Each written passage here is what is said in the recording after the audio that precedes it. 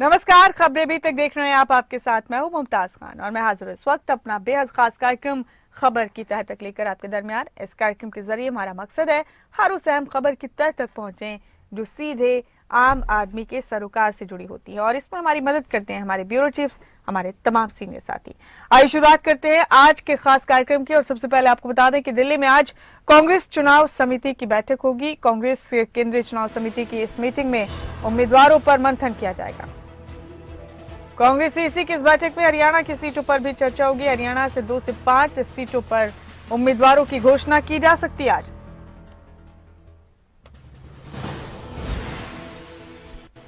तो बड़ी खबर आपको दे रहे हैं, कांग्रेस चुनाव समिति की आज बैठक होगी दिल्ली में, और आज की इस बैठक में हरियाणा में लोकसभा सीटों पर कांग्रेस के उम्मीदवारों पर चर्चा की जा सकती है।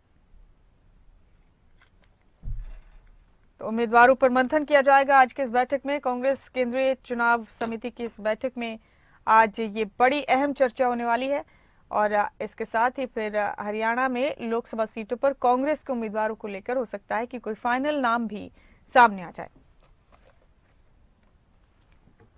और हमारे साथ इस आम खबर पर हमारे स्टेट हेड जितेंद्र चौधरी जुड़ चुके हैं। उन्हीं का रुख करेंगे यहाँ पर तमाम जानकारियों के लिए।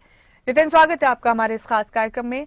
आज कांग्रेस की केंद्रीय स्क्रीनिंग कमेटी की बैठक है जितेंद्र, और बहुत मुमकिन है कि आज हरियाणा की भी लोकसभा सीटों पर कांग्रेस के नाम फाइनल कर लिए जाएं। आपके पास क्या जानकारी है जितेंद्र?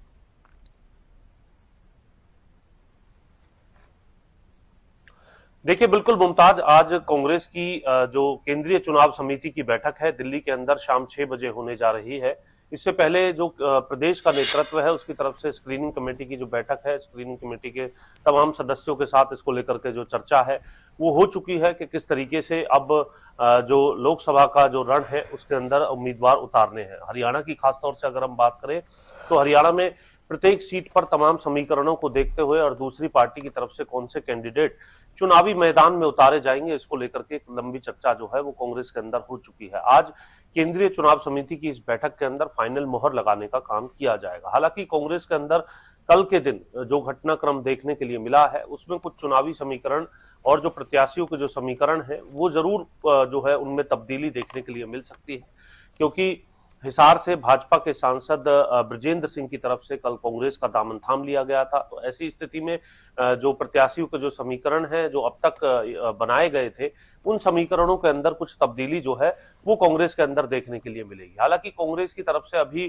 तमाम 10 की 10 जो लोकसभा सीट है वहां पर क्या उम्मीदवार उतारे जाएंगे या फिर वेट एंड वॉच की स्थिति में रहते हुए दूसरी पार्टियों के उम्मीदवार और जातीय समीकरणों को देखते हुए कांग्रेस कोई फैसला करती है, इसको लेकर के आज 6 बजे जो बैठक है इस बैठक में विस्तार से जो चर्चा है और जो फाइनल सूची तैयार करने को लेकर के जो चर्चा है वो रहने वाली है।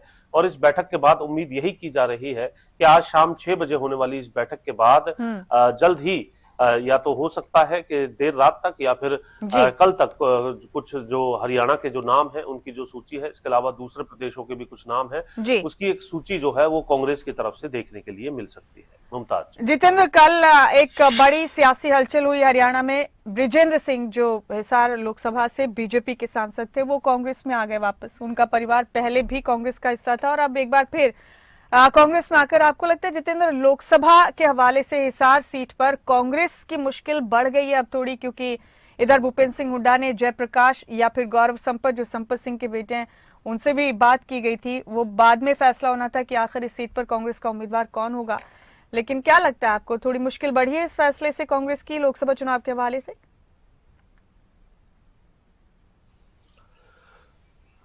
देखिए, बिल्कुल अगर हम बात करें कल ब्रजेंद्र सिंह ने जिस तरीके से केंद्रीय नेतृत्व के मार्फत जो है कांग्रेस का दामन थामा था, उसके बाद वो भूपेंद्र सिंह हुड्डा और प्रदेश अध्यक्ष उदय भान से भी मिलने के लिए पहुंचे थे। तो ऐसी स्थिति में और दूसरी तरफ अगर हम बात करें उनके पार्टी में आने का जो स्वागत है वो कुमारी शैलजा की तरफ से जो है वो सोशल मीडिया के माध्यम से किया गया था। तो ये देखना होगा कि ऐसी स्थिति में जो चुनावी समीकरण है, जो आपसी गुट जो इससे पहले रहे हैं, चौधरी बीरेंद्र सिंह भी जो है भूपेंद्र सिंह हुड्डा के मुखालफत करने वाले गुट के अंदर रहे हैं।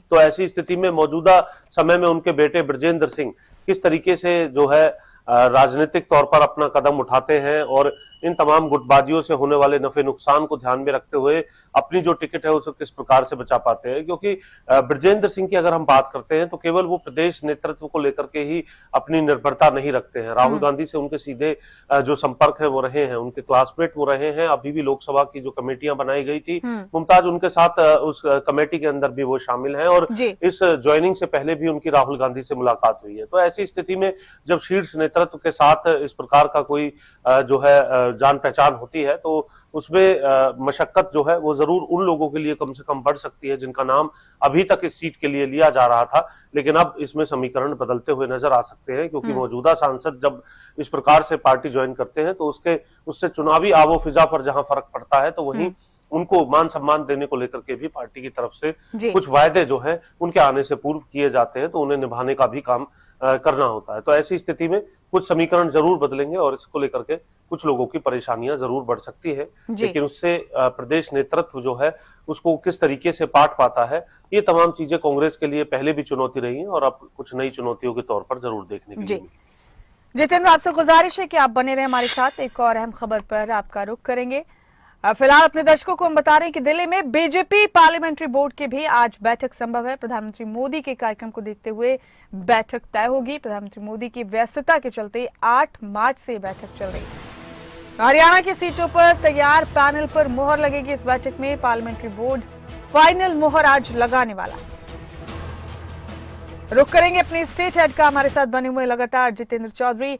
जितेंद्र, आज दिल्ली में बीजेपी पार्लियामेंट्री बोर्ड की भी बैठक है। जाहिर है लोकसभा चुनाव बिल्कुल सर पर है, ऐसे में हर पार्टी की सरगर्मी तेज है। प्रधानमंत्री की व्यस्तता के हिसाब से बताया जा रहा है कि आज किस बैठक का समय तय किया जाएगा। आज प्रधानमंत्री गुरुग्राम में मसरूफ रहेंगे, उनके इस दौरे के हवाले से भी काफी शेड्यूल्ड प्रोग्राम है उनका। लेकिन बीजेपी की इस मीटिंग के हवाले से आपके पास क्या जानकारी है जितेंद्र? क्या आज की इस मीटिंग में बीजेपी हरियाणा के सभी उम्मीदवारों के नाम फाइनल कर देगी?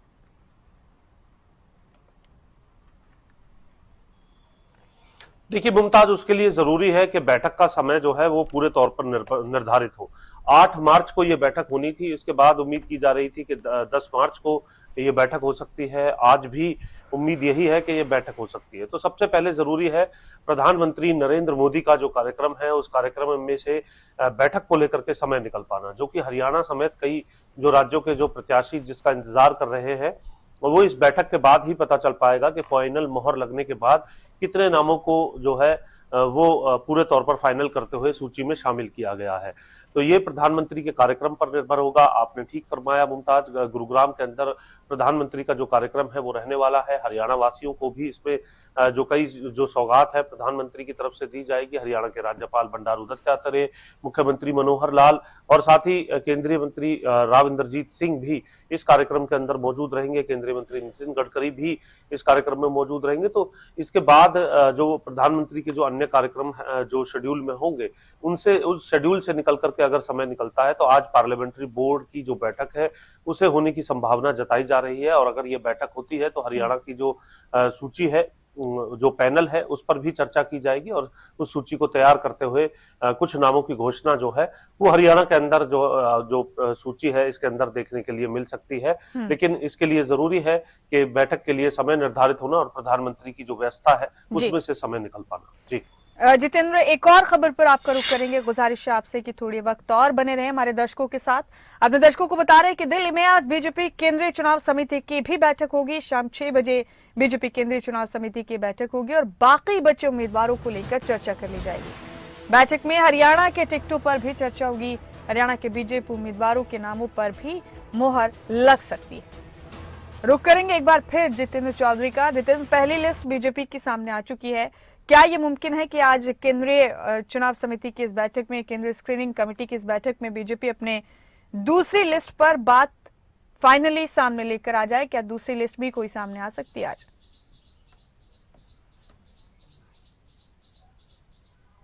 देखिए, इसके लिए जरूरी है चाहे हम कांग्रेस की बात करें मुमताज या फिर भाजपा की बात करें, जो केंद्रीय नेतृत्व के समक्ष जब पैनल पहुंचेगा, इससे पहले जो चाहे वो कांग्रेस में स्क्रीनिंग कमेटियों की बात करें, भाजपा में हम कोर ग्रुप कह सकते हैं, कोर ग्रुप की बात करें जिसमें जिसमें पैनल तैयार करने को लेकर के कई जो बैठकें हैं इससे पहले हो चुकी हैं, यह इस बात पर तय करता है कि आज केंद्रीय नेतृत्व की तरफ से निर्विवाद जो है कौन कौन सी ऐसी सीटें हैं जिन्हें तय कर लिया जाएगा, चाहे कांग्रेस की बात करें या बीजेपी की बात करें, क्योंकि अब चुनाव को लेकर के ये कह सकते हैं कि पूरे तौर पर काउंटडाउन जो है वो शुरू हो चुका है। हालांकि चुनाव की घोषणा को लेकर के भी इंतजार जो है वो लगातार किया जा रहा है कि तारीखों का ऐलान आखिर कब तक होगा, लेकिन अपनी अपनी तैयारियों में सभी जो पार्टियां हैं वो लगी हुई हैं और इसी को लेकर के आज का दिन हरियाणा के लिए खासतौर से इसलिए महत्वपूर्ण है। हालांकि हरियाणा के अलावा और भी कई राज्यों के जो प्रत्याशी हैं उसको लेकर के बैठक के अंदर चर्चा जो है होनी लाजमी है, लेकिन हरियाणा के जो पैनल बने हैं चाहे वो कांग्रेस में हो या बीजेपी में, उन पैनल को लेकर के एक फाइनल चर्चा जो है वो आज शाम होने वाली इन बैठकों के अंदर देखने के लिए मिल सकती है। जहां कांग्रेस की बैठक शाम 6 बजे है, तो वहीं दूसरी तरफ अगर हम बात करें जी। भाजपा की तरफ से भी जो बैठक है वो प्रधानमंत्री के शेड्यूल के अनुसार जो है वो तय की जा सकती है, जिसमें इन तमाम पैनल्स में से एक नाम को फाइनल करते हुए सूची में शामिल किया जा सकता है। अभी जो उम्मीद है, चाहे वो भाजपा की बात करें मुमताज या कांग्रेस की बात करें, अभी उम्मीद यही लगाई जा रही है कि दोनों ही पार्टियां, ऐसा हो सकता है कि 10 की 10 सीट जो है जी, कांग्रेस में 9 सीटें हैं, क्योंकि एक सीट इंडी अलायंस में कुरुक्षेत्र की जो सीट है वो सुशील गुप्ता को दे दी है।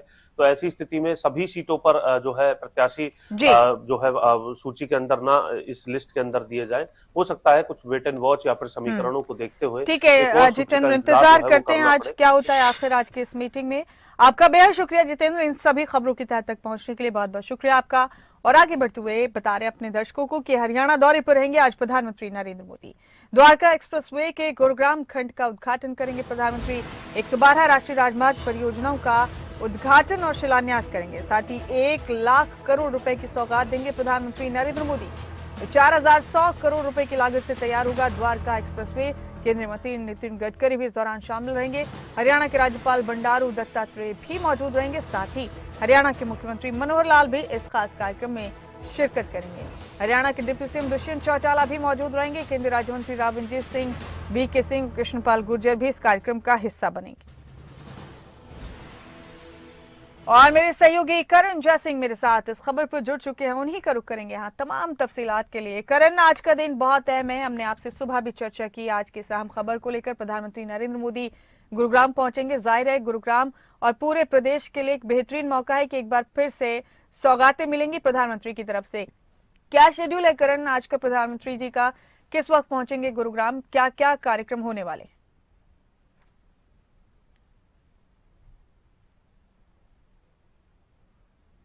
देखिए, लोकसभा चुनाव से ठीक पहले प्रधानमंत्री का ये दौरा बेहद ही महत्वपूर्ण माना जा रहा है, क्योंकि आज प्रधानमंत्री द्वारका एक्सप्रेसवे के गुरुग्राम हिस्से का लोकार्पण करने आ रहे हैं। और जैसे ही प्रधानमंत्री यहाँ पर पहुंचेंगे और दिल्ली गुरुग्राम बॉर्डर पर जब प्रधानमंत्री हरियाणा के एंटर करेंगे, तब हरियाणा के मुख्यमंत्री मनोहर लाल खट्टर, हरियाणा के राज्यपाल बंडारू दत्तात्रेय उनका स्वागत करेंगे। इस वक्त रैली स्थल पर मैं मौजूद हूँ, क्योंकि प्रधानमंत्री लोकार्पण करने के बाद इस जगह जो है सेक्टर 84 में यहाँ पर एक रैली को संबोधित करेंगे। बड़ा इंतजाम जो है वो यहाँ पर किया गया है। पहले मैं आपको सुरक्षा के इंतजाम दिखाना चाहता हूँ। देखिए, सुरक्षा के पुख्ता इंतजाम जो है वो यहाँ पर किए गए हैं, जहाँ भारी पुलिस बल की तैनाती यहाँ पर की गई है, तो वही सिक्योरिटी चेकिंग के भी तमाम इंतजाम यहाँ पर किए गए हैं। और एंट्री पॉइंट जो है, क्योंकि ये रैली स्थल का एंट्री पॉइंट है, इसलिए अलग अलग गेट जो है वो यहाँ पर बनाए गए हैं। मीडिया एंट्री अलग है, कल्चरल आर्टिस्ट की एंट्री अलग है, महिलाओं के लिए एंट्री अलग है, पुरुषों के लिए एंट्री अलग है, और तमाम तरह की सुरक्षा जो है, पुख्ता सुरक्षा वो यहाँ पर की गई है। साथ ही पार्किंग के भी यहाँ पर इंतजाम किए गए हैं, ताकि लोगों को परेशानी ना हो, क्योंकि अंदाजा ये है कि 50,000 से ज्यादा की संख्या में जो लोग हैं वो इस रैली में शिरकत करने पहुंच सकते हैं, इस रैली में पहुंचने वाले हैं, जिसको देखते हुए तमाम तरह के इंतजाम जो है वो जिला प्रशासन की ओर से किए गए हैं। तो कहीं ना कहीं हरियाणा के लिए आज बहुत ही महत्वपूर्ण दिन है, क्योंकि प्रधानमंत्री आज गुरुग्राम वासियों को, हरियाणा वासियों को द्वारका एक्सप्रेसवे की सौगात देने आ रहे हैं। और कई अन्य ऐसी योजनाएं भी हैं जिनका शिलान्यास प्रधानमंत्री करेंगे। और हरियाणा के लिए कहीं ना कहीं आज का दिन बेहद ही ज्यादा महत्वपूर्ण माना जा रहा है। मुमताज, जाहिर करण, सबकी निगाहें आखिर कौन कौन सी सौगातें प्रधानमंत्री की तरफ से आज मिलने वाली हैं, हम आपसे अपडेट्स लेते रहेंगे। करण, आपका बहुत बहुत शुक्रिया फिलहाल इस जानकारी के लिए। और अब खबर का रुख करेंगे हिमाचल प्रदेश से। हिमाचल कांग्रेस के बागी विधायकों की सदस्यता के मामले में सुप्रीम कोर्ट में अब सबकी नजर है। सुप्रीम कोर्ट में बागी विधायकों की याचिका पर सुनवाई होगी। 12 मार्च को सुप्रीम कोर्ट में ये सुनवाई होने जा रही। कांग्रेस के बागी विधायकों के मामले में स्पीकर के फैसले को चुनौती दी गई है बागी विधायकों की तरफ से, और इस मामले की सुनवाई अब सुप्रीम कोर्ट में 12 मार्च को है। अहम अपडेट है इस वक्त का आपके टीवी स्क्रीन पर। बागी विधायकों ने स्पीकर के फैसले को चुनौती दी है और अब इस मामले की सुनवाई 12 मार्च को होगी सुप्रीम कोर्ट में। अब सबकी निगाहें सुप्रीम कोर्ट के फैसले पर, सुप्रीम कोर्ट की सुनवाई पर टिकी हुई हैं। क्या हिमाचल कांग्रेस में एक बार फिर से कोई फेरबदल होगा? क्या फिर कोई तूफान आएगा प्रदेश की सियासत में? ये देखने वाली बात हुई। आपको बता दें कि पिछले दिनों जो राजनीतिक हलचल हुई हिमाचल प्रदेश में, उसके दौरान ही हिमाचल विधानसभा के स्पीकर ने कांग्रेस के बागी विधायकों की सदस्यता रद्द करने का फैसला किया था और इसी फैसले को चुनौती देते हुए बागी विधायकों ने सुप्रीम कोर्ट में अर्जी लगाई।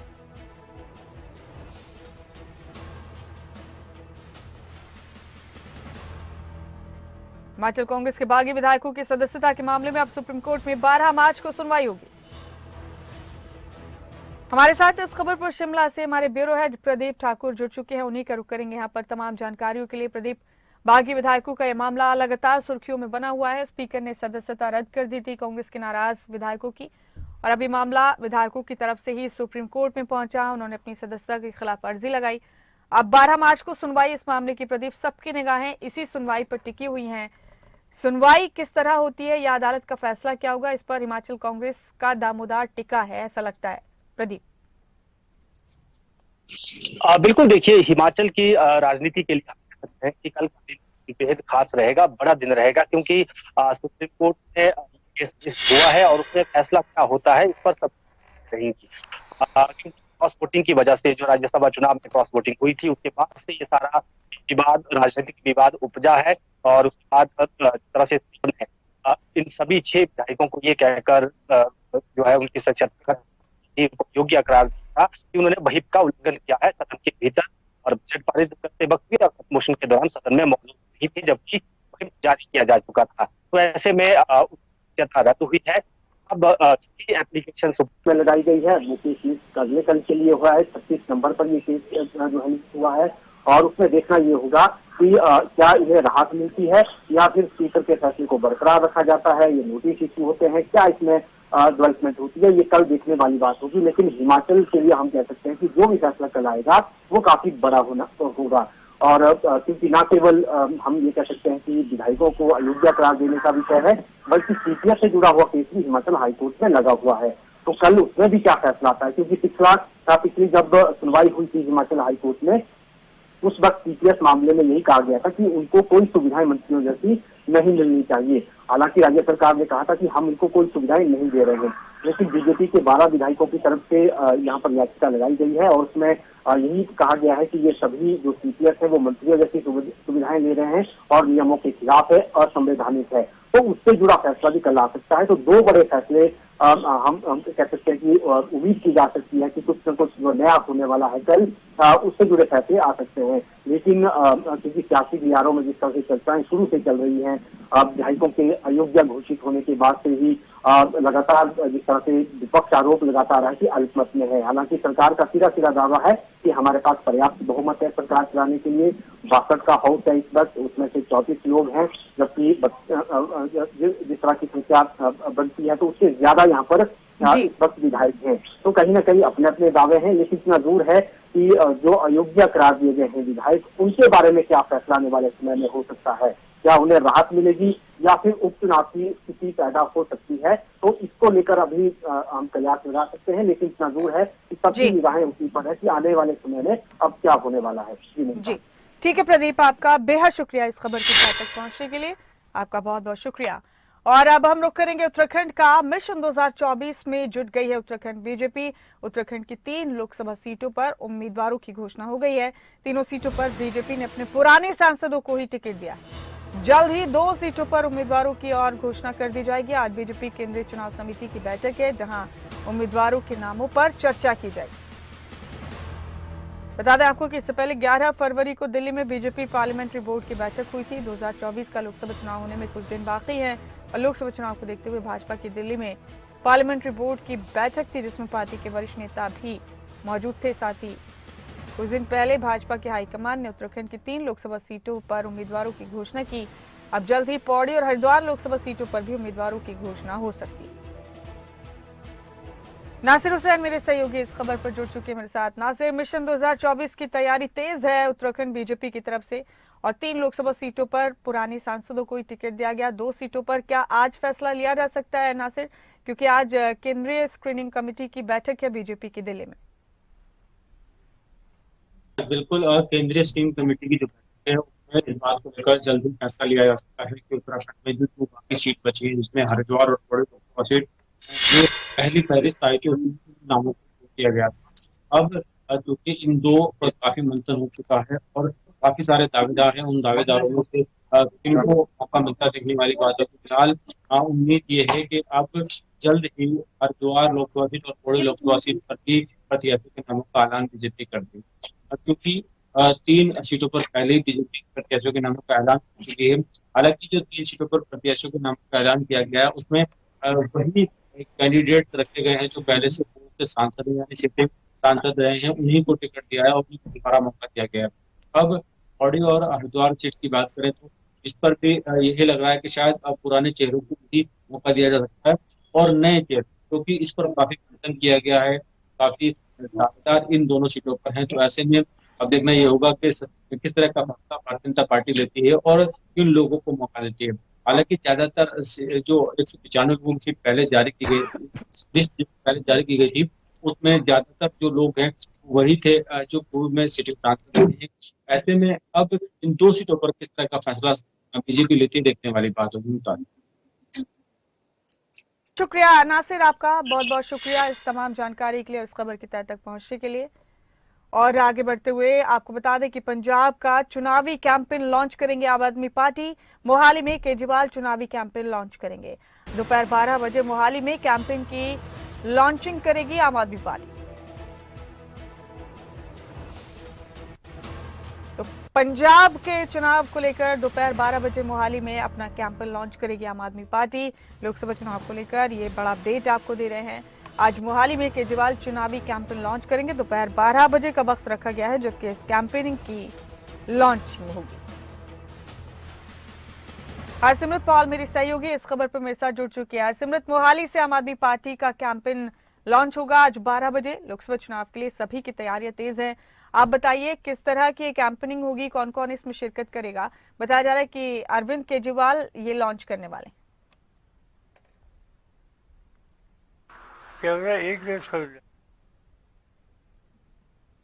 अरविंद केजरीवाल जो कि पार्टी के सुप्रीमो भी हैं, वो पंजाब दौरे पर हैं। इससे पहले की अगर बात की जाए तो बीते दिन वो कुरुक्षेत्र थे, जहां पर भी उन्होंने लोकसभा का चुनावी कैंपेन जो है वहां पर शुरू किया और वहां पर भी नारा दिया गया है। इसके अलावा आपको बता दें कि एकमात्र सीट जो है हरियाणा में लोकसभा की आम आदमी पार्टी को मिली है और वो इंडिया गठबंधन के तहत कांग्रेस के साथ मिलकर के ये चुनाव लड़ रहे हैं। तो बीते दिन कुरुक्षेत्र में यानी कि हरियाणा में ये कैंपेन लॉन्च किया गया है। इसके बाद आज मोहाली पहुंच रहे हैं अरविंद केजरीवाल। उनके साथ ही साथ पंजाब के मुख्यमंत्री भगवंत मान भी होंगे और मोहाली से आज ये लोकसभा कैंपेन की जो शुरुआत है इनकी तरफ से की जाएगी। तो जाहिर तौर पर पंजाब के लिए भी एक नारा जो है पार्टी की तरफ से आज दिया जाएगा और इसको लेकर के ये भी कहा जा रहा है कि आने वाले 1-2 दिनों में जो लिस्ट है वो भी जारी की जा सकती है कि लोकसभा का उम्मीदवार कौन कौन होगा। तो ऐसे में आज 12 बजे का ये प्रोग्राम मोहाली में रखा गया है। इसके बाद आपको बताएं कि दोपहर 2 बजे पटियाला में व्यापारियों के साथ मिलनी है सरकार की और जिस तरह से पहले भी ये प्रोग्राम रखा गया है, मुख्यमंत्री भगवंत मान और अरविंद केजरीवाल पहले भी व्यापारियों के साथ मुलाकात करते हुए नजर आए थे और उनकी भी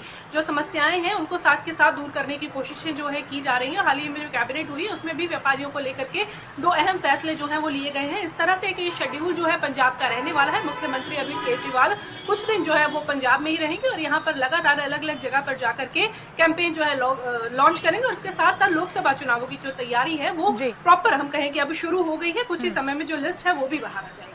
बेहद शुक्रिया हरसिमरत आपका इस खबर पर तमाम अपडेट देने के लिए, खबर की तह तक पहुंचने के लिए। तो इन्हीं तमाम खबरों के साथ आज के हमारे खास कार्यक्रम खबर की तह तक में मेरे साथ इतना ही। मुझे दीजिए इजाजत।